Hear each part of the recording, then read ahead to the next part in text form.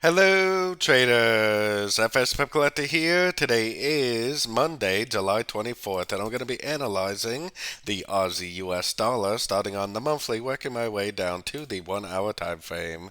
So, on the Aussie dollar monthly, I still think this is like three ways up for a W, most likely three ways down for an X. I think this is going to end up going up for a three-way pattern to the upside for a wave Y, which most likely will go up and take out these highs before it makes another attempt to continue the downtrend.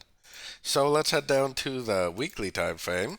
On the weekly time frame, I think this move right here is a trend, probably a wave A of wave Y.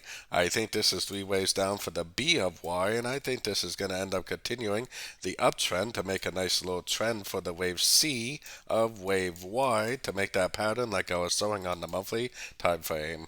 So let's take a look at that on the daily time frame. On the daily time frame, I still believe this move down is nothing more than a crescent to this last wave up. I still think that this is going to end up ending a crescent and most likely continue in the uptrend. I think we already have a wave 1. I think we already have an ABC of 2. I think that we're just in a subdivision of a big wave 3, which will continue to make higher lows, and just keep on trending up. So let's take a look at that on the 4 hour time frame. 4 hour time frame now, this Aussie dollar does kind of look like it's already made three waves down, and we do have an impulsive move up with a break of structure. It may even be worth getting in to find out what happens. But looking at all other dollar pairs, all the other dollar pairs look like they need to go up and make like an ABC or B and then go down again for a wave C before they really do end up continuing the uptrend. And if the dollar does end up doing something like that, then this is probably going to end up doing something very similar before it really does end up continuing in that big wave 3 like I was showing on the longer time frames. So taking it down to the 1 hour time frame. The 1 hour time frame, like I said, it definitely did make a nice break of structure to the upside. It may be worth getting in because it's either going to go up and make either a wave A, which I think is what it's going to do, or possibly a 1, and then go down and make a crescent for either a B or possibly a 2.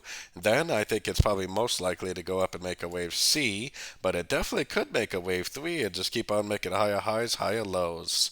So we're going to have to see what happens. I think the most likely thing is it's going to make an A, B, and C of B, and then probably head down again for the wave C. We do have federal funds rate this week for the US dollar, so I think that's when it's really going to end this ABC crescent and really going to end up continuing the uptrend like the pattern I was showing on the daily, weekly, and monthly time frames. So don't forget to join my free Discord channel. The link for that is on the screen and in the description. Thanks and happy trading.